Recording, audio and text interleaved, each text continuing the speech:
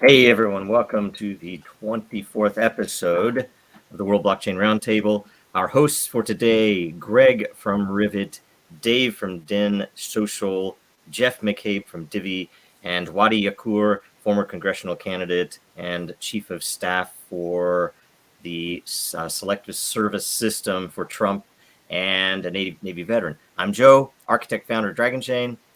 Quick update for last week. Based upon views, 1,000 lot created, and each host last week gets 133 lot. Every topic contributor gets 27 lot. These ownership tokens come with perpetual passive income, free edits, and future governance votes. It's going to be really cool because when we turn on governance, you guys can all help us decide what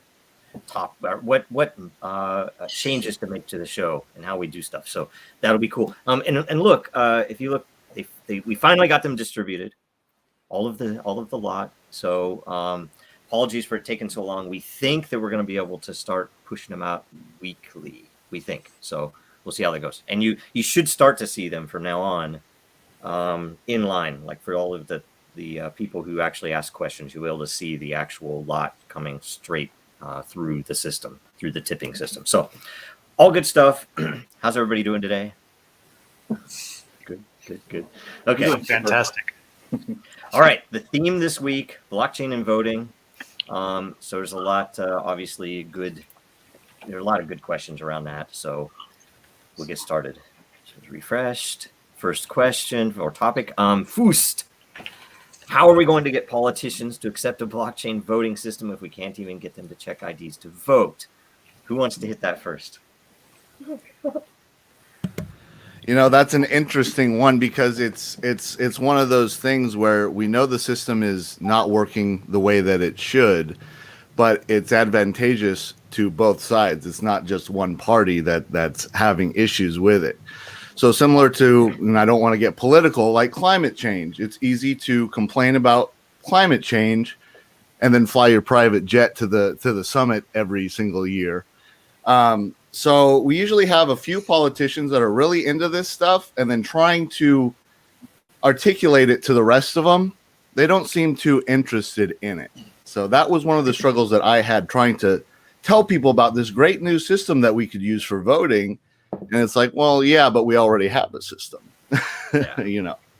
Yeah. Yeah, I've seen that too. Frustrating. Oh, streaming synchronization. Who wants to go? Go ahead, Greg. That's all right. We can hear you just fine, I think. Okay, cool. So I'm thinking that an interesting way to approach it might be, not just the sort of identification from an official standpoint capability that blockchain gives you, right? Because technically we could have every driver's license registered on some kind of access point or smart contract when you get your license or whatever, right? But one of the really interesting things that you can do when you can trust that somebody's identity is already verified, say somebody could present ID, great. We know they are who they say they are. Can those people vouch for their friends who don't have ID? Because, like once upon a time, polling places would have operated off of, I know you, you're my neighbor. We can begin to trust, I know you, you're my neighbor in a way that we haven't been able to in a while with blockchains. And I think that could be one way we could go about it. Yeah.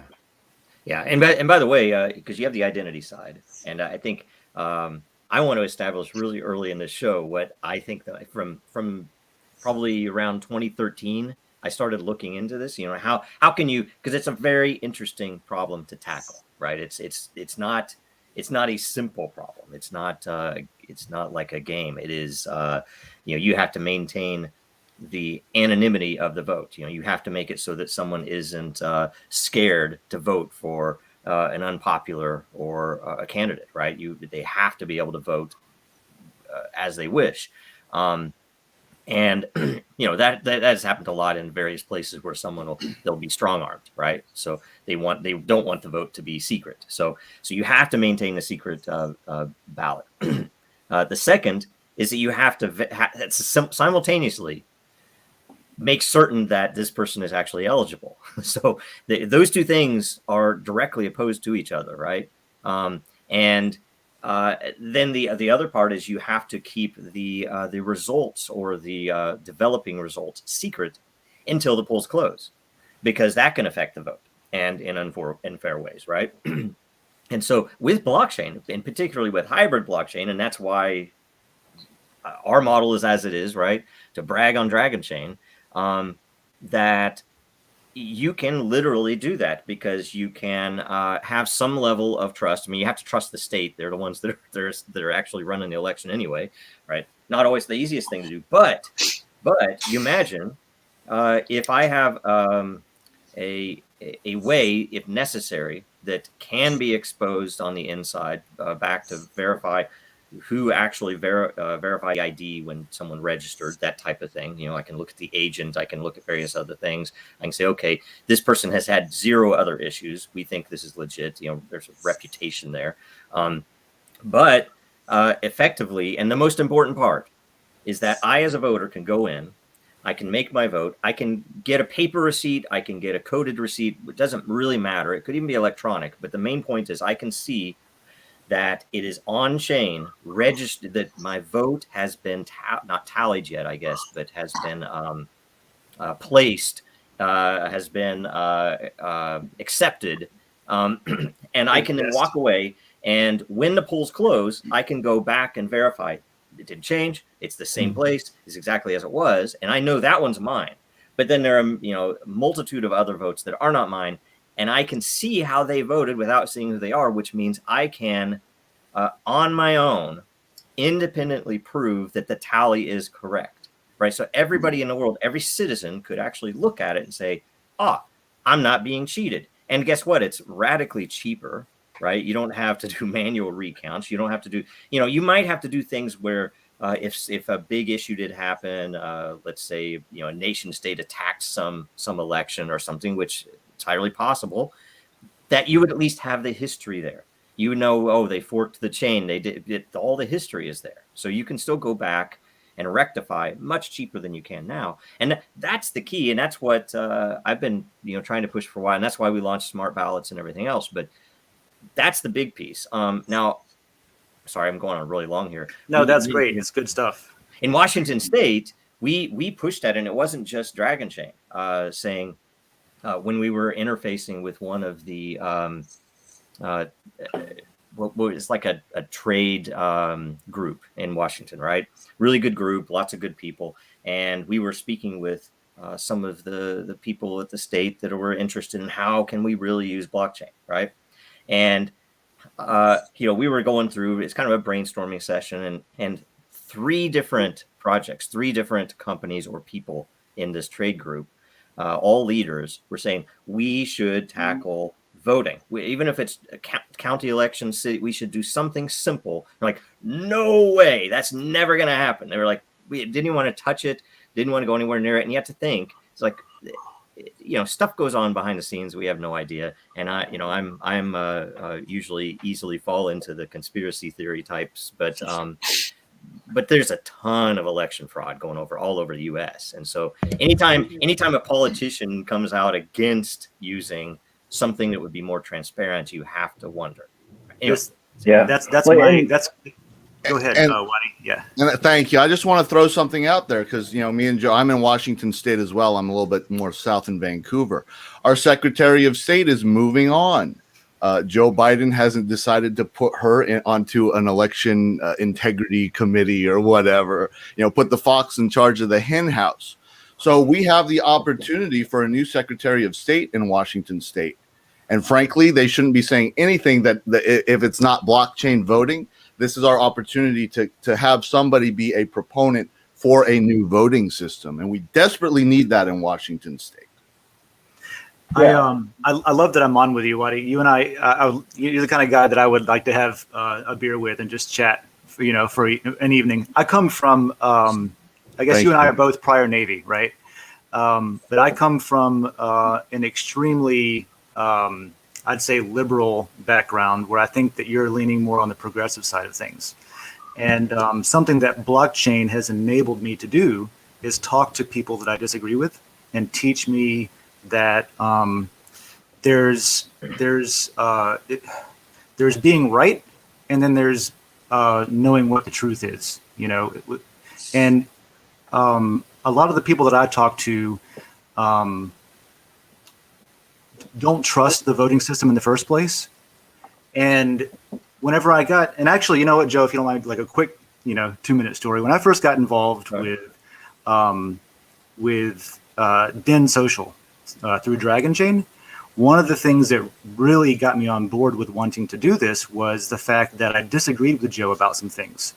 And I was happy to help build a system that proved him wrong, And so with that, and maybe that, and I don't mean any disrespect at all. Like, there's always going to be things that you disagree with somebody over. But the concept of absolute, as absolute as you can get certainty on what an objective truth is, I'm so happy to be wrong if we can measure that. Like, if we can actually measure that and say, no, regardless of what you think and what your experiences in life are, here's the cosmic truth of things. And that's what got me so like hardcore into Bitcoin and things like that, is that's what it is. It's a fundamental change in the way that we're able to evaluate our decisions, our morals, and our opinions of other people in the way that they interact with their world. And that leads directly into voting. The confidence to vote and think it's going to be counted, the confidence to know that your vote got counted, and the confidence to know that you're wrong, right? And that's the important part to me, is to be able to be able to point at something measurably true and say, damn, I was wrong. And that's going to be what blockchain enables. And that's why it's important for voting. Yep. You just hit on something that I have to just tack onto and just boost up and say, yes, that is that so much of this is about not just trust, but a perception of trust among the people who have to rely on those systems. Like, if we wanted to look back, we could probably see the fact that every year we've gotten a little bit better at making our systems reliable. And some years we have sea changes where we get way better at it, right? And we're not doing it all at the same pace in all sectors or across all technologies.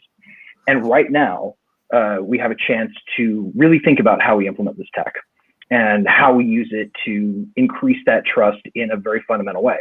I mean, like, voting is a difficult challenge. I actually helped build a voting system in the state of Indiana for the state legislature. And it's a difficult challenge. Not something that you should ever try to do in 6 months, which we learned the hard way. But that's what I see here is a huge opportunity to have a conversation about systems that we can trust. And maybe the design isn't what we start with, but maybe the design is where we get. Yeah, because it's objective reality. It might not even be, as Dave said, that you're wrong. It's extremely helpful to have the finality to know that you didn't win, right? That's much better than thinking, well, I didn't win, but was I cheated? And then your supporters, the people that support whatever issues, and it could even be something other than a candidate in the vote. That what are they to do if they can't trust that? Well, obviously the bankers got in and paid them to change this, or obviously this other group got in and got them to change this, right? Who knows? And it's all about who counts the vote right now.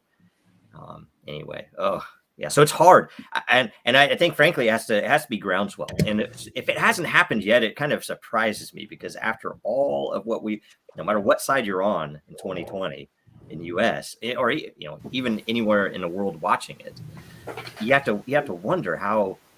There is a lot of push to change stuff, but there's also a lot of confusion, because there are people that are pushing just for paper, which I understand the reasoning, push for paper to get rid of these machines that were hacked. Okay. But the issue isn't the machines that were hacked. It's that the people running the system aren't trustworthy. There's no honor left in the world. There's no civics. So if honor breaks down, civics breaks down, what do? Blockchain is our savior, at least one of the pieces, right? So anyway. Districting as well, man. You got to fix that with it. There's so much in the stack that is broken that it doesn't even begin with the polling place. And we're at a time right now where people are very, very motivated to try to fix elections, try to come up with better systems. The problem right now, like me, I'm in Southwest Washington. We have like 2 or 3 different election integrity committees that are working counter to each other, if not fighting with each other. How are we supposed to come up with a new system if we can't come up with a consistent solution? And so, and it goes back to what Joe was saying. We have government contractors running our elections, these machines where we're not allowed to see what the code is. You put that ballot in, it scans it. We don't know what happens with that. And what gets really, really suspicious is when you try to find out about it. You can't find the code online. You can't get it. You can't even get it through the courts because they'll fight you. Just to get an operator's manual, nope, they will fight it tooth and nail. The judge will tell you, no, you can't see that. So we're at this point right now. We don't quite know what to do. Yeah. It is true. What is that? Security by obscurity is like the worst security model. We've known that since like computers. You know, like.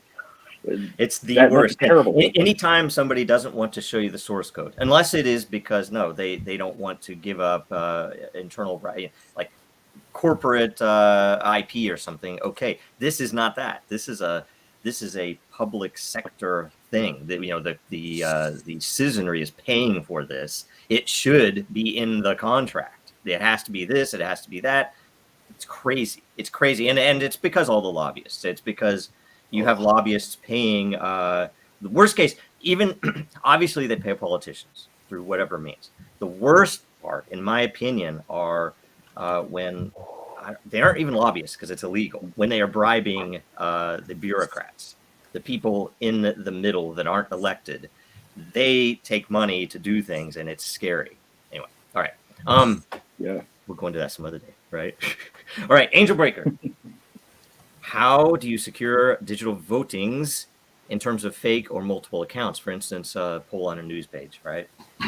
This is a good one, right? Anybody have any thoughts on that? Because there's some really, very interesting ways, lots of different options, right? So I'll pass because I know that everybody else has good answers on this. Rick? I'm going to say I think that digital voting always has to be supplemented with something, right?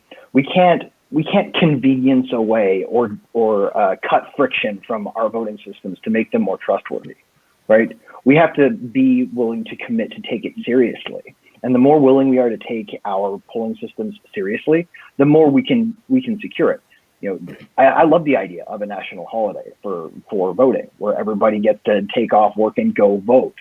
I love the idea of federated systems to enable polling to be handled by multiple trustworthy authorities so that people can pick the federated system that they trust. I love these ideas, but they require us to commit to really thinking about what we're voting on and thinking about how we vote in a way that is not native to digital, because we're always trying to cut friction when we really ought to be thinking about how much friction do we need to start with in order for this to be a reasonably secure thing. Right.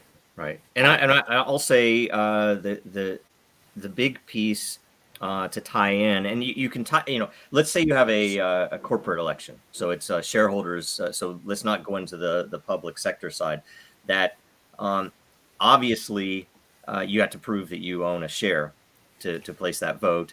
Obviously, that vote will be tied to you, so that the board and potentially other people know, okay, that shareholder was eligible and placed this vote. It's real, whatever else, right?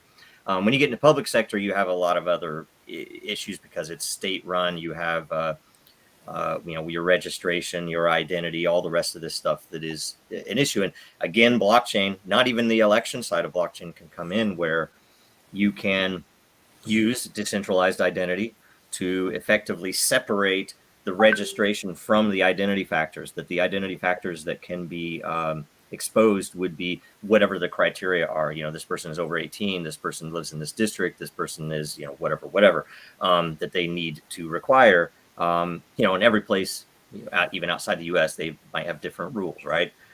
So those things would be exposed publicly. The rest would be behind the scenes, your name, everything else.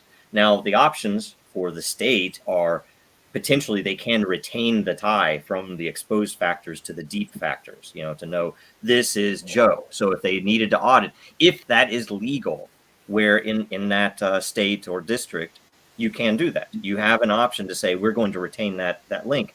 you can separate those links. You can say we're relying on either the driver's license system in our state or whatever, whatever the authority is that's verifying the identities. Which there then is your risk, right? So you have to make sure that's tight. But and it's always a just like in warfare. The attacker and then the defender and then attack. They develop technology to move past whatever the other side has done. You're going to have that, and it'll probably be around that trustworthiness of the people issuing the ID. But at least it wouldn't be on the counting side, right? So right now we have it on the registration side, we have it on the counting side, we have it with third-party contractors. It's all over the place, and no one, even in the state, like the Secretary of State's office, none of the citizenry who are voting have any transparency. It's just totally nope. These are the voters. Right. Oh, I'm getting my votes from the local news channels, like running across the bottom. That's the level of transparency we have. It's crazy, ridiculous. Yeah. Well, in the inverse too, though, there's another challenge, right? Like, how do we know for a fact that our voter ID systems that we use are not also being used to create a panopticon, right? Like, we already have enough surveillance databases to choke a horse. In our government system. We have way too many already, and we're trying to do things like monitor inflows and outflows from bank accounts and create more of these databases. Like, if we had a full-blown voter identity system like they wanted to create with that Voting Rights Act that was updated every time, for instance, you registered for a class, that's a dangerous database to have in the hands of parties that may or may not operate on best IT practices, and may or may not, pass another bill that says, oh, by the way, we're going to integrate this with the spy database, and we're going to announce that memes are a new form of terrorism, right? Like, get ready for the no-fly list based on the voter registry. Like, that's the opposite of democracy. Yeah. So we have to be careful of that kind of stuff too. I think there's a place for autocracy somewhere in all of this. Yeah. Maybe not a complete one, but a hybrid system. Well. And it's maybe a different show. There would be probably a very interesting show, maybe a little more red pill related. That would be, when you consider the fact that, what would you put it? Don't have to answer this, but what is the likelihood that 23andMe is owned, right? 23andMe, who has, voluntarily, people give their genome voluntarily so they can figure out where they're from, and who's to say, that's attached. That if you've done that, it is attached to your web browser history and probably everything, your vaccination status and everything else, right?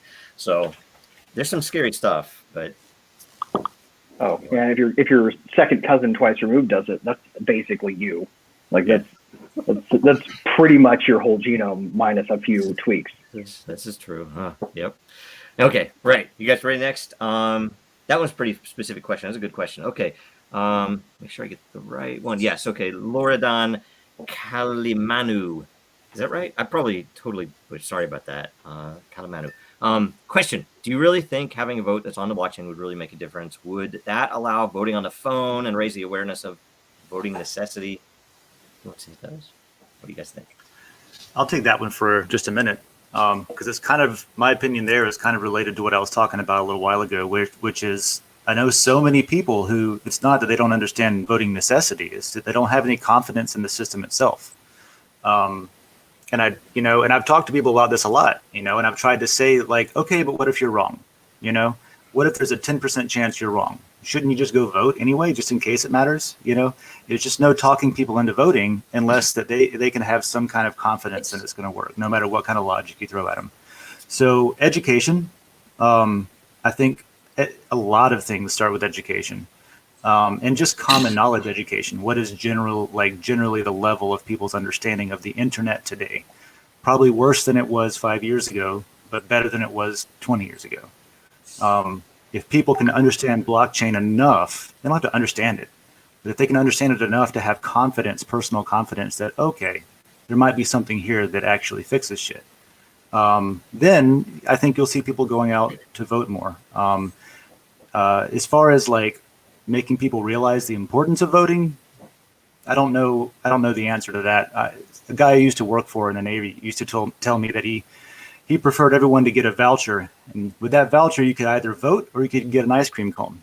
And if you would prefer to get an ice cream cone, I would prefer you to get an ice cream cone as well. Yeah, that's So let's leave voting to the people who.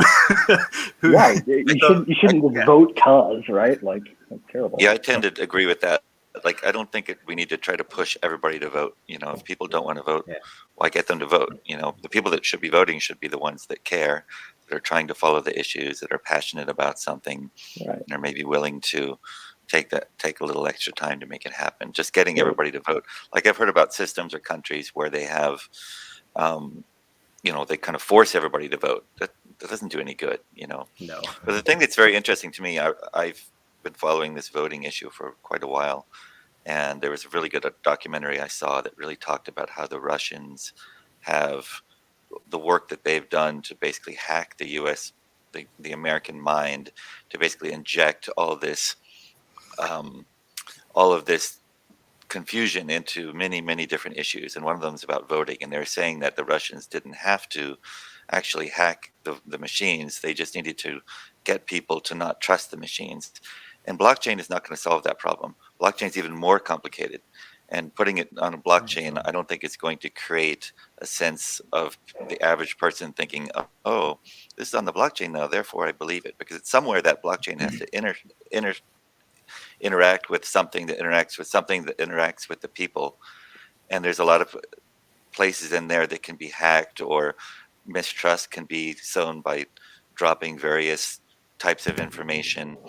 And the people that are attempting to create confusion in the U.S. system, you know, it's a type of warfare that's going on right now, trying to create mistrust in the whole system, right? And it's very easy to do. The more paranoia there is, the more people tend to drift to it, because people are attracted to controversy and fear, right? So Right. it's Even lying that's- about for me that's the very biggest problem, is not fixing the voting system, but fixing this idea of, you know, getting people to trust it in the first place. And I don't think blockchain is going to create any sense of trust. See, I would disagree. right.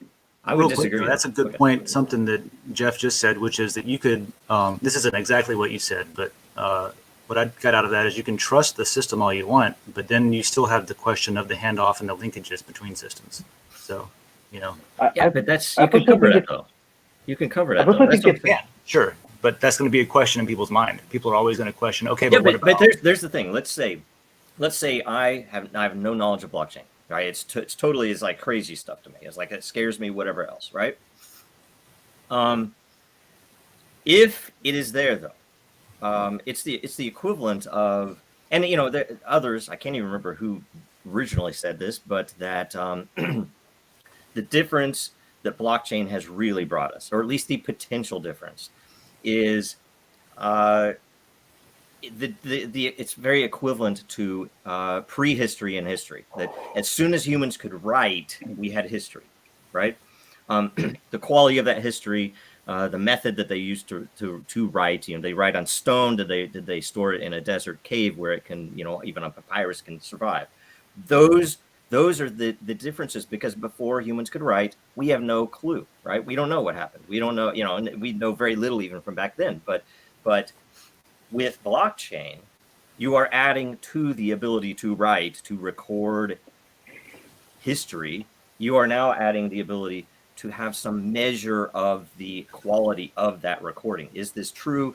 When was this recording made? For real? Right. Was it 100 years one way or the other? Stuff that we don't have from history. So, okay, so now if I'm someone who's not a technophile, I don't know this stuff, but the votes are recorded in that way, in a standard way that I can look at 10 years, 30 years, 40 years, 100 years later.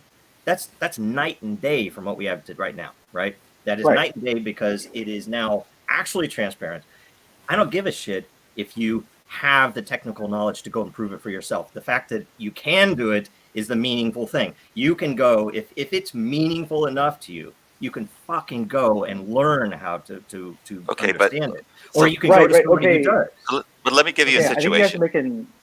Well, Can I toss a quick yeah, point, guys? yeah. I think you guys are making the same point from different angles. You know, we need to have civics, and civics can't be fixed with a tool and nothing else. Blockchain is a tool. If we can use it the right way, damn right it can be a power tool, and damn right it can help us get some trust where other tools couldn't before. But that doesn't excuse the hard work of repairing our civics, right? Just to say a tool is going to solve our problem is sort of some of the same mistakes we've always made. But so I think you guys are both making kind of the same point, just from different angles, I guess. Well, okay, so here's the situation. Suppose we give everybody a private key so that they can vote, and so we can prove that every person actually voted on the blockchain, and anybody can check that. And then there's a close election. It's off by 1%. And then somebody injects the idea that, well, about 1 million people's systems were hacked during the election, and their votes were placed for them by a hostile government that wanted somebody to win, and those people don't even know that they voted. But they didn't actually intend to vote, but the people inside their browsers voted for them because it got their private key. I mean, how are you going to disprove that, right? And so those very people, you would have a tremendous number. I never voted, but my vote showed up. I can look. You can look after internet voting. Somebody voted. Is still a terrible idea. Yeah, and I'm not saying in their browser or in their mobile phone. It is possible, and I would even consider it for corporate elections and things that are not, electing a senator or president. I would still want people to show up at the polling place, right? Local. So on. But that's the thing. And when you talk about the public opinion, that's a totally different question. And yes, anybody can manipulate that, and we're radically at higher risk of that when there is no real civics in our education system. When kids coming out of high school don't have a freaking clue about how the government works, that's going to be an issue. Right? When they're more interested in, I'm offended because you said something about, whatever it is. That's all they teach now. So that's a big issue. But, the fact that the record is there so that, and it could even be not just the citizens themselves auditing, obviously. Not every citizen is going to go in and pull down, a bundle and run some code to verify that the tally was correct. But the point is the experts will, and right now they can't, right? And you might have an expert in a different state and a different country that, some Swiss guy that come up and say, yes, I can see that this is accurate, right? I can look at it myself. Somebody you trust neighbor is an expert, and you trust their word, right? Like, so you heard your neighbor talking, and there's somebody who builds complex systems. That kind of community validation doesn't go away with blockchain. It just becomes a little more trustworthy. And also to the point of voting, right, based on your knowledge, the ice cream cone question. What if we could delegate our votes to people that we trusted, so that there were fewer qualified voters, who had to show up, but who had already validly expressed their will to say, this person is the person that I trust to be my voter. So that when we're having an election over, some executive branch position versus a local judge, that the people that we trust for that vote are the ones who are wielding our electoral power. Right. Those are other solutions we can and there are some open source systems that are pre-blockchain that did that. Would let you proxy votes. There was some European group that had a system that was really interesting like that. And you could use it, like, say, statewide ballot measures. Do we want to raise money for this school fund or whatever else? A lot of times, I'm like, oh, geez, you have to struggle. We just went through the local election here, and I went through the pamphlet. Not a single person was actually described in a pamphlet. No bio, nothing. My son went through and looked them all up on Twitter to say, I'd already voted because we're last minute. And he's like, oh, you shouldn't have voted for this person. They want XYZ. I'm like, crap, right? But there's no way to tell, because I was like, okay, there's no info out there. The local news doesn't care about it. They only want to talk about the national news because it's boring, I guess. It's crazy, and it's all broken, and that's why. In fact, I think, Jeff, I don't know where you watched the documentary, but I mean, we had a guy come in 2016 before the election. or maybe it was right after the election, even freaking out about the Russians taking over with Trump and stuff. And he came into the blockchain meetup, and we're all kind of like, okay. I mean, we didn't want to talk too much about politics, but man, he was going off. And so I know that all of that stuff affects the world, but I think it was actually on the opposite side, because all the Russian disinfo was disinfo. So, and you know, that's why, you know, if your documentary was on Netflix or HBO, or if it was Vice, or, you know, all of these, you know, groups that were pushing that like crazy and now aren't saying anything about what actually came out, it's kind of crazy. So, and you know, so we know there's manipulation. It's a very interesting documentary, because it goes into the details of how North Korea hacked Sony when Sony did that I even think that was false. movie. Well, there's a whole bunch of things. They go through all these major hacks that were done by government actors, and how easy it was, like how few people it actually took to do tens of millions of dollars of damage to various companies or countries. Yeah, companies that were basically saying things they didn't want, and it basically was showing how state governments, hostile governments, can basically start controlling companies and keeping them from having free speech now, because they're afraid to do something or say something, and how at risk the whole system is because of the hacking, and how little is being done against it, and how difficult it is. It's a very, very good documentary. Yeah. I think everybody should watch. If I opened a Tor browser instance right now, and I went on the dark web and I bought the right information and ran the right analytics, by this evening, I could make a plausible appearance of any nation state attacking any system without it ever leading back to me, if I wanted to. We could all do that. That is the internet, right? That's the world we live in. It doesn't matter if these allegations are true. What matters is that they undermine trust, and we don't have a way to prove them wrong. Yep. You know? Yep. And don't get me started with, because I worked in the executive branch in government, I know the level of, what's the word I'm thinking? Our IT employees, they're not up to par in federal and state governments. And, you know, they're in charge. There's a big push right now for cybersecurity and all these new initiatives and systems. But if we don't know how to set them up within our own employees, we have to contract with China or India and bring employees over to work on our databases, which is all your information, my information. It's easy to get for other countries, and I'm worried that they have a lot more on us than we even know today. Well, yeah, that's a standard. You know, this is getting off topic, but it's that standard in nation state operations, intelligence gathering. You don't want to give up what you know, because then you lose the power from what you know, right? Well, it's not valuable if it's like burning a 0 day. You know, you're not going to attack a nation state over a movie you don't like, probably, because then you're going to burn some techniques that you have. I have to toss something out real fast here, guys, because I work in one of those places. Yeah. I just want to make sure that any of my friends watching from the place that I used to work, there were some fucking brilliant people involved in that. Some really amazing technical minds. Some people who knew the right way. But they weren't the people allowed to make those calls. Those calls were twice removed from them and were mostly a political decision depending on who was in power. Yeah. And they were just stuck with whatever they were told to do. We're not asking our experts to lead us. We're asking our experts to implement our agenda, and that's the wrong way to do it. Yeah. But I do want to say, like, those guys are awesome, and there's some really smart people. Just the wrong people are making the calls. Oh, totally. If you want to see how government works, and I've worked in the FBI and the DoD as a contractor, right? That you want to see how things work. A lot of the people are really good, and a lot of people have the right philosophy and in their heart, they're trying to do a good job. But watch not the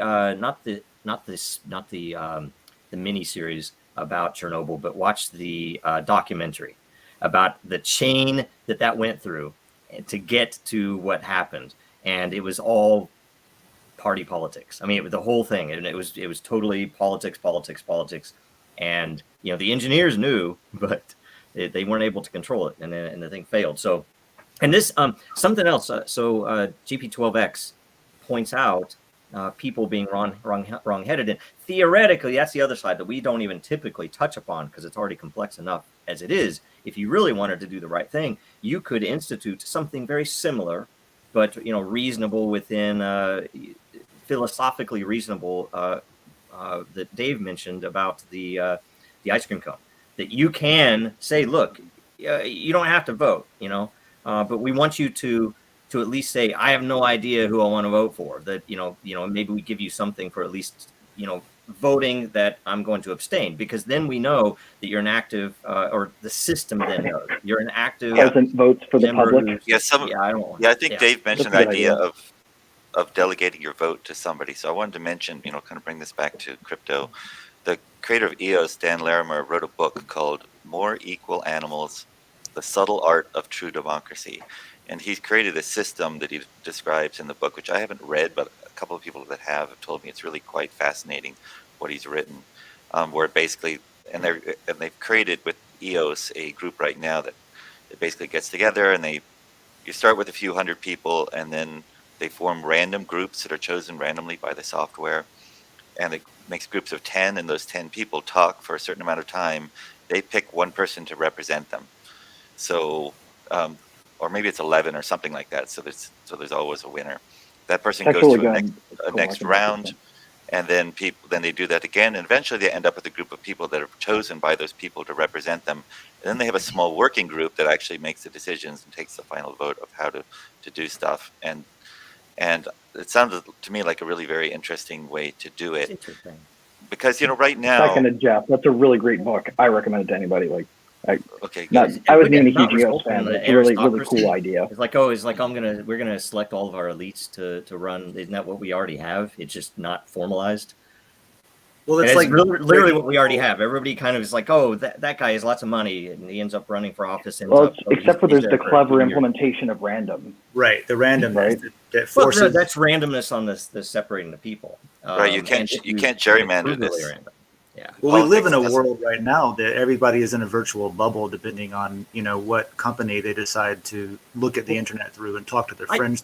I would prefer, say, subject matter. Say, I'm going to say that I would elect or I would proxy all of my votes related to legal through this guy. If it's taxes, I would run it through this guy. If it's about tech, I would proxy my votes for this guy, and then on these other things, I'm going to vote myself. And then you theoretically could have direct vote. And I'm not, by the way, and this is, I'm a history guy, and democracy is not the ideal. Democracy, if you look at what happened in Athens, is a very big, scary issue, because there are all types of weird things, but you end up with really bad. Our rights systems aren't strong enough to protect us from a proper democracy. Republic is what you want, right? Which is a representative system, and even if it's direct vote, a republic is really what you want, but because then you have established rights, blah blah blah, right? So anyway, yeah, I think that's kind of been shown over and over too with the initiatives that are done in many states where they take complex issues and then ask the people to vote on them, and then you've got both sides basically trying to confuse the whole situation and coming up with triggering issues, and the whole thing ends up being about nothing to do with the actual issue or the details of it. So in the end, you kind of, I agree, but I think all of us are going to lean on the side of technocracy, right? We kind of want experts in the field to be the ones that are making the decisions. So many things are so complicated, and it gets more and more complicated. The world is very, it used to be that you would be a very small number of people represented by one person in Congress. Now, it just keeps ballooning and ballooning because the number of members is limited. Why? Because of physical space issues. And why are we still doing that, right? Literally, they should have, I can't remember what the proper number would be if they kept to the same ratio, but we should have a lot more Congress people. They should be required to vote from their own district. They should be not in one city that all the lobbyists can go and optimize their knocking on doors, right? All types of things could be very, very simply fixed, and that's structural. You don't even need blockchain for that. But right, what happened? I get a little nervous when I hear about rule by technocrat, because I know how that makes some people feel. There are going to be inherent trust issues by suggesting experts ought to be the only voices making the final decisions, right? Because who's experts is always the next question people ask. And it's a tough thing, but like, I feel like accountability has to be our first step, right? We can't have unaccountable technocracy. And, you know, That's what we have now. I like the idea of, you know, your vote is more of a stake. And if you withdraw that stake, then you withdraw that representative. You know, like those kinds of ideas where there is never a point in time where you're no longer accountable for any number of years or any number of minutes or seconds. Yep. Every decision should be one that you can be taken out of power for immediately. Yep. And by the way, that's the separation of the funding. It's like if I'm a taxpayer versus not a taxpayer, I can still have a vote, but I'm not going to fund that issue, right? That's a very powerful thing as well, because I might, you know, a normal person, I wouldn't. A normal person might vote for a war, but when you ask them to also fund it, they're like, no, why would I put money into that waste, right? Unless I'm, you know, own a lot of stock in one of the big military companies, right? It doesn't make sense. So that's another way that is more direct, where people have a lot more power with their tax money that they're putting in. And anyway, there's some interesting stuff there. I agree. Yeah, and if you could pull stake out and say, oh, that person just lost, it'd be more like a parliamentary, right? Where they lose support and they, you know, power shifts, whatever. I got one thing I wanted to bring up real quick, because I've seen, I think, three different things that made me think, you know, something that I had to get past was arguing about how to do it exactly right. Like, there's a lot of argument about, well, let's say, take this question, for example. Do you think it's going to make a difference? Yes. Do I think it's going to solve it 100%? No. But we shouldn't get wrapped up with, like, is this really going to solve it, when we already know it's going to make it exponentially better, right? Right. Something's going to, like, an order of magnitude be better than the system you have today. If it's available, I'm just tired of, like, arguing about how precisely to do it exactly right when we know it's going to be extremely good. Regardless if it fixes everything or not, it'll be way freaking better. And so that's could have a great idea to have lots of them, not one that we stick with until we're sure it's wrong. You know? Yeah. Okay, so let's go to the next. Sorry, we go along. It's pretty good. Very, very good. Thanks, guys. Get your popcorn ready. What is the value of voting surveys and polls for a community utilizing blockchain tech like us? If you're okay, I'll take it real quick, because you guys can add to it. But I think they're talking about, like, say, inside of DEN as an example, or something else, that when you add governance to a community, and you know, it might or might not be a DAO, right? That if you have, you know, decentralized autonomous organization, right, and the fact that now Wyoming has established that as a real thing, which is utterly amazing. I mean, of all the things going on that should have happened, that should have happened, and I'm frankly amazed that it did, right? And there's certain people in Wyoming that have made all that happen, amazing people. So when you look at that and you think what's coming, it might be a helpful thing for the public sector to see these organizations, a lot of which are going to be issue directed, you know, hey, we want to change this in the world, so we're going to put together a DAO. Greg talks about this a lot, right? And the fact that it is on blockchain, so they might have different rules on how the voting works, they might have different rules on how a proposal works or how funding works, but the beauty is it's going to be very transparent. And as long as you can make it accessible to a normal person, you know, not something that they have to be a very rich Westerner with lots of crypto in pocket, it's going to be very powerful. So yeah, I mean, the issue of DAOs is really important. People are very excited about it, but yes, it's very much in its infancy. There's so many things that can go wrong with them. Luke Stokes is recently telling me about a situation where they basically learned in EOS that the last thing you want to do is basically create a governance token, then pass them out to everybody and try to create some sort of democracy that way. Because what happens is the people that have more money or care the most or have an issue, they're able to buy up governance tokens. And they had a situation originally with EOS where they had a lot of funding for the ecosystem. And what happened was a whole bunch of people that didn't want to build the ecosystem, but they wanted to basically do pumps and try to push the price up and do all kinds of these kind of shenanigans with EOS. were able to corner the market on governance tokens, and then Yep. they basically shut down the whole system, and they actually ended up blocking. They said, if you don't do it what we want to basically push the value of the regular tokens up, we will not allow the people that are running the whole system to be paid, which is what actually happened. And so everybody ended up dropping out because they weren't getting their salaries. And so trying to figure out how to run a DAO correctly is going to be very, very interesting. I really like this idea of trying to, split it up into different sectors where you have people that care about various issues can focus on those issues. So people that are interested in the technology aspect can do that. And we're looking at a system right now for a new cryptocurrency we're working on, where we basically have multiple foundations. Each one has its own treasury paid out by the blockchain instead of a single one, which will allow us to get to a decentralized system much more quickly and allow basically a different funding source for different groups. Like we might have one that's just focusing on the legal aspects of the blockchain ecosystem, one that's focused on the sales and marketing, one that's focused on actually building and maintaining the blockchain itself, this kind of thing. And each one has its own focus and its own funding source straight out of the chain, rather than having a single foundation because that's been a problem with many different chains as well, where you have a single foundation that pays out everybody. Well, then you're basically centralized. No matter how many wallets you have, if all your funding is coming from a single source, you're centralized, and the SEC sees it that way.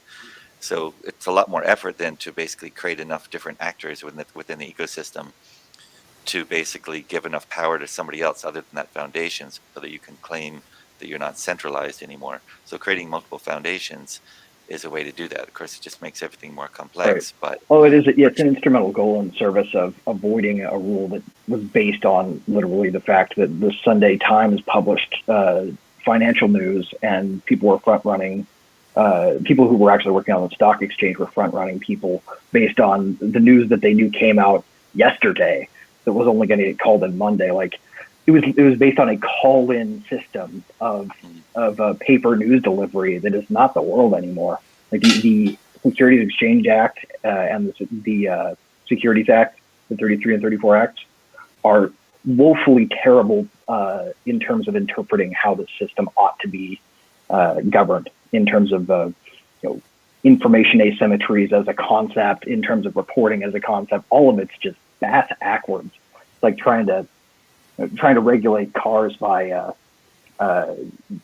promoting saddle regulations. Like it doesn't make any sense. It's ridiculous. I'm sure Waddy has some interesting stuff about this. Sorry, I was because of all the stuff he did with Selective Service. I had a good joke. Your saddle properly registered. Anyone surprised that we don't have saddle regulations tied to our cars? There'd be something on the car called the saddle, that the seat is officially a saddle. It has to be whatever. Anyway, no, the solutions though to Jeff's declared issue with that is that. But there are two different, there are at least two, there are probably more. There are two different solutions to that. One is, then the simple one that is maybe not the best, is that you tie the value itself to that, that if you come in and buy a whole bunch of votes, the value of whatever you're doing with it is reduced, right? That people will see, okay, well, it's controlled by 3 people. I'm not going to get into it. So they are basically shooting themselves in the foot with it. That's one side. The other you can buy those anonymously and keep them in separate wallets. So yeah, okay, but people anyway, right? One way or another, and that's why I say that's not the perfect solution. The better, in my opinion, the better is action based. That is either a reputation or a provable, transparent. Okay, I don't know who this person is, but I can see that they are doing these things on chain in the system.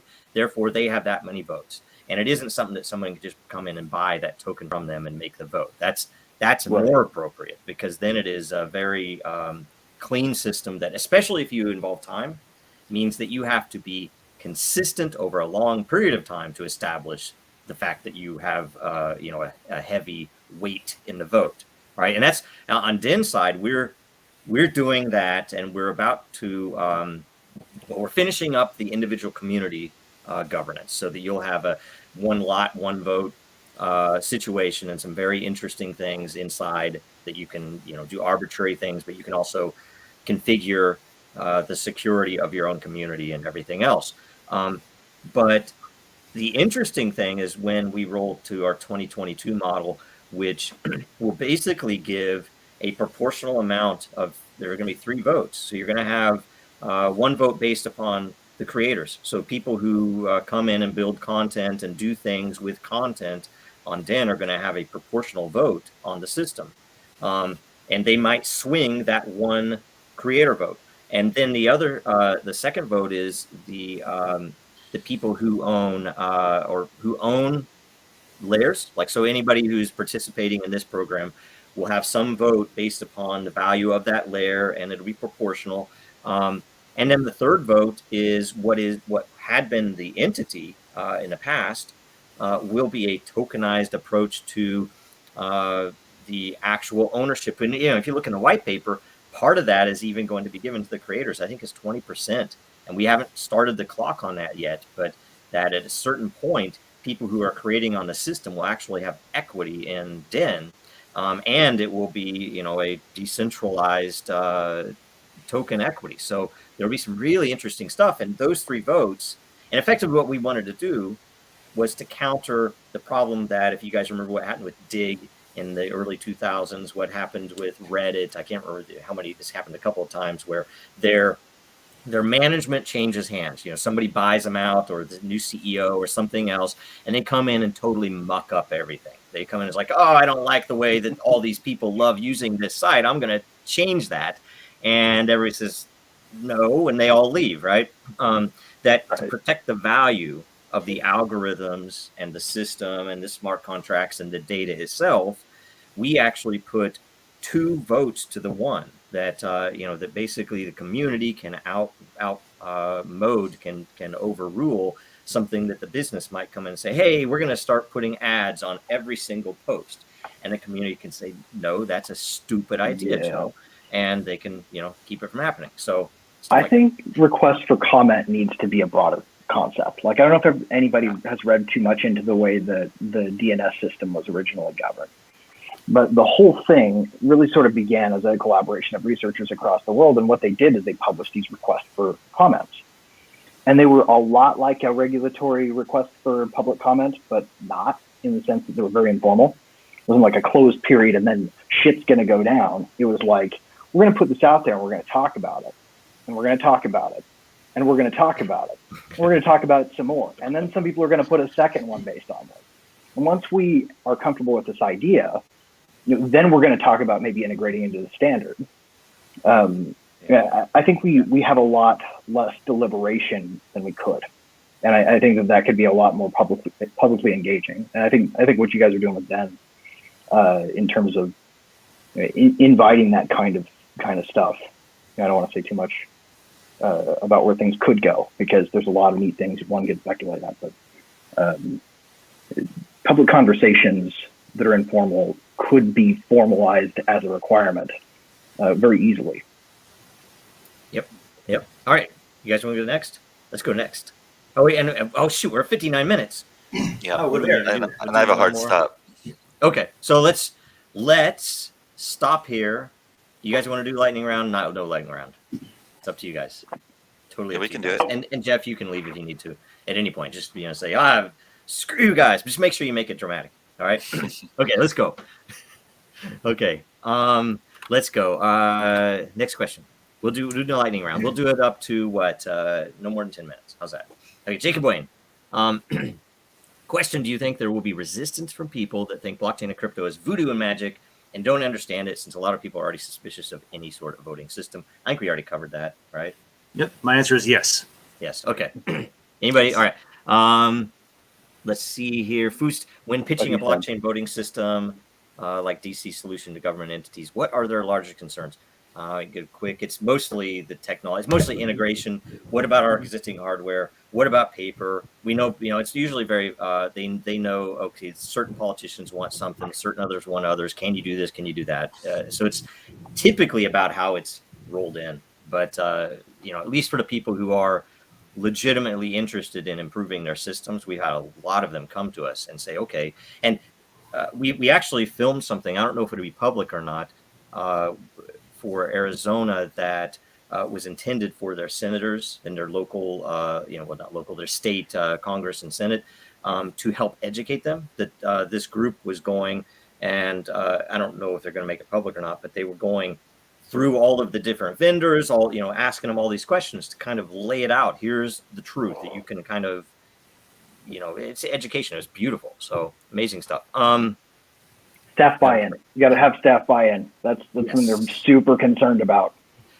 Yes. Yep. Yeah. And it's, you think about it, politics, it's so hard to make stuff happen. So, street meat. Blockchain seems like perfect technology to implement in our voting system. Logical starts with the existing system and records votes on chain. Do you think blockchain voting will eventually enable mobile or not in-person voting? That's a one-word answer. What do you guys think? Yes, with enough time, eventually. Yes. Yeah, I think that by making blockchain easier, you're going to get more participation from people. Like right now, the people that have the most time on their hands are more likely to probably vote because other people, if you're traveling, if you're a business person, you're all over the world. It's going to be harder for you to vote. Your time is money, and so maybe the people that you really want voting, that understand things, that are sort of more educated, or just find it more difficult right now. And so I think making it easier is a great idea. Yep. Awesome. I think I'm going to say no. I don't think it should. I think in-person voting has to stay. I think we can't innovate away the people in this process. Yeah. So you have to remember that grandmas decide a lot of elections in our country. So when thinking of a new system, a new solution, try to meet in the middle. What does Granny want? The minute that you put it on to solely a mobile or a computer, not in person, she's going to be really suspicious of that system. So you want Granny to trust it. And it goes back to the ice cream or not. Voting has never been easier than it ever has been in our history. You can get free Ubers, you can get Lyfts, you can even take one of those scooters for free to the voting station. Can't vote on a Sunday though. But you can have both. Yeah. The thing is, you can let grandma go vote at the church, but also allow somebody who happens to be out of the country at the time to vote on the app.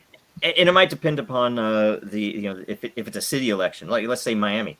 I could see Miami doing that, right, in the coming years pretty easily. Now, if I could see various other districts in the U.S., no, right?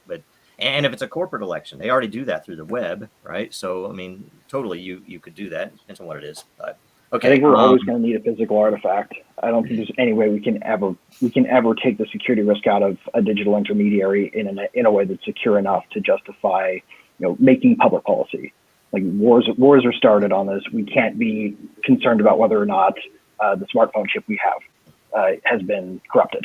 Yeah. I mean, okay. Question: how fair can voting for governance tokens organs be if only the richer people can buy a governance token and can buy multiple ones? So we just covered that too. I think that the main point there is ideally an element of action involved, and it is not something you have to pay for. As to the one person, one vote, which was covered, I think, in the live chat, even someone asked, I believe that there's some level of, decentralized proof, one from a trusted authority, might be the state itself, ideally, but also between people. That is, if you can have an open network, which I tend to call an identity marketplace, not that you're selling identities, but that you can measure the likelihood that I am one real person, proof of human, but I also have 300 people that have met me in person. And you can look at that network and see, wait, are 280 of those people just bots? You can very easily see that because it's going to be expensive for me to get those bots faked into other networks, right? So there are very interesting things around that you can use to say, this person is, whatever score, so we're very certain that this is the Joe and the only Joe, right? So anyway, I think governance tokens is a really, really bad idea. I think people should vote their stake in the actual system itself. And yeah, it does favor the rich in that system, but they've invested more in it. They have more to lose, so they're more likely to participate and they're more likely to care about the issues. And so I think that's the only fair way to do it. Yep. Yeah, Skin in the it's game. a problem, but I think that's a problem that can be addressed, if not solved, at least mitigated. Look at the way that the governance tokens for this show are run. Once we have local layer governance, let's say we start using that to decide what the topic is each week. Well, as a lot owner or a governance token owner, you're going to have to remain, just to back up a second, there's only a certain number of tokens and they're dynamically, they're minted as for each show as they come out. So it wasn't like a whole bunch to begin with. So that means if you have these tokens right now, they're worth like a large percentage of the ownership. But if you don't stay involved, then you lose that percentage of ownership because you're minting new governance tokens every show. So you're diluting the tokens a little bit. You're diluting the influence of the whales, the richer people. And I'm going to start trying to do that with the Gainesville layer too, where I, intentionally will inflate just basically the supply of the governance to keep it fair to where, the people that happen to have gotten involved earlier now have the most say. So I think it's addressable, but it is something to address. I'd like to say that governance tokens can be fair so long as we always have a sacrosanct right of exit that's realistic and protected. We need open systems, open source, open protocols, and permissionless innovation. And as long as we protect those and a robust right to privacy, such that if you want to leave, you can leave meaningfully, then we'll be able to have governance tokens of all types be tried out and staking systems of all types be tried out.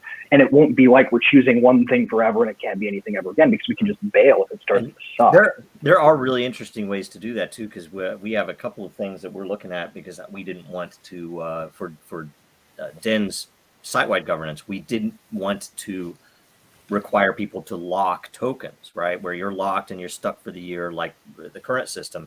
We want to do it in a way that you will lose something by doing it in time, but so the more you maintain these tokens, the more power you get in that vote. It's very powerful stuff because that's a direct effect on human behavior without restricting the liberty for them to say, screw you guys and walk away, right? We're all accountable for the walkaway effect we bring to the table. Right. Okay, Juan Esperanza, if we were going to implement a voting system for a federal vote, what kind of KYC would be minimally acceptable, do you think? I mean, I think decentralized, ideally from a trusted third party, but again, ideally with some level of human interaction that isn't that third party, right? But that's a hard thing to describe. Yeah, To me, this is the other half. Myself. This is the other half of why we can't have mobile voting, because the level of KYC you would need for that would be also a very convenient surveillance system. I don't know. There are ways around that too. I don't know. It's software, Greg. We can do it. We can anyway. I think if there's a way to prove 99.9999% certainty, then that can be enough. Getting away from the absolutes a little bit and allowing. Even if you're talking about people who control the murder drone system. Well, I'm just saying that if you assume there's going to be a little bit of fraud, just make it good enough to where there's less than there is now, and it's still better. But I like the ZK stuff. I won't say never, but I'm skeptical. It's hard. Anyway, all right. Hard. And it needs more experimentation. That's where we are. We're done. We can't. We're to the 10-minute mark. Okay. Thanks, guys. Thanks for joining. I know, Jeff, you have to get out of here quick. So I gotta go. I'm late. You're supposed to make Dramatico. Make my lawyer wait. Thank you, Jeff. Very good. Very good. Yeah. Thanks, guys. This was a good show. Hopefully, I wasn't too rude. We'll see you guys next week. Make sure you share the episode so that the people who ask the questions will get more lot, and we'll push it all we can. And hey, Joe, can I borrow for 1 second to just put something out there? Sure. Anybody who likes my perspectives on this kind of stuff and also wants a person like me on a delegation to the ENS governance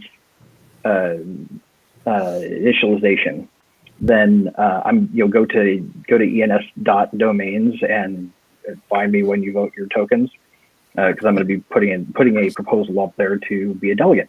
So Nice. What is your what's your name going to show up as whenever you? My name will show up as either, I haven't decided which one of my ENS domains to use yet, but it's probably going to be designheretic.eth. Okay, cool. I'll see it when it comes up then. Cool. I'll look for If it. not, Anything it's else? maryb.eth, or I also have an ENS domain that's missing-te.eth.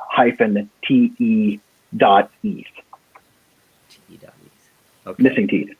Missing teeth. Oh, horrible. That's funny. That's good. That's really good.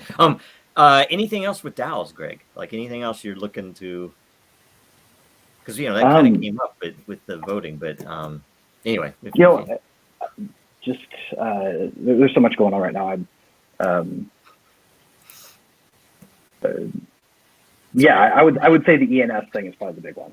That's okay. Cool. Not just me, but everybody. Like that's gonna be a cool airdrop. So yes, Dave, anything going on?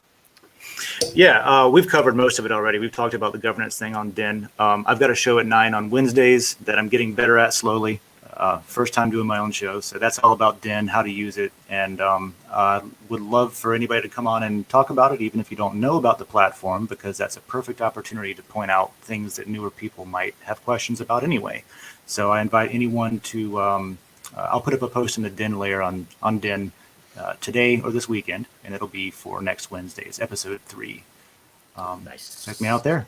Nice. Yeah, I like it so far. I think it's excellent. So I mean, it's like covers the things in a really clean, direct way, right? It's less the way I describe stuff. I like the way you describe it. It's much better. Wadi, anything going going on with you that you want people to know about, or nothing I can't talk about quite yet, but Okay. no, we're transitioning. okay. All right, no worries. Well, thanks, guys. Sorry, I almost didn't do the outros. I'm horrible. I need another that was one. me. I interrupted. It's my fault. No, it's good. If anybody That's wants, by the way, if anybody wants to hit me up about coming on, it's just dave@din.social is the email address. Hit me up and we'll organize it. excellent. Right. Okay. So we see you. We'll see everybody next week. Make sure you watch and pay attention to the Dragonchain Twitter and everything else. We'll let you know what's rolling out. Oh. So. LA Blockchain Summit. Austin's talking today. Watch that on YouTube. Ah, okay. Nice. Perfect. Will Great. do. All right. Thanks, guys. Thank you. The first tap of a conductor's wand. The first rivet in a mile-high tower. The master link at the genesis of the never-ending chain. The moment a single empty canvas meets a singular master stroke. There is no one thing. Because now, there are many. Because soon, there will be more. Because one is ever the beginning. Like the first link in an infinite chain, or the first rivet in the tallest skyscraper. The master stroke is found in the masterpiece. What will you begin?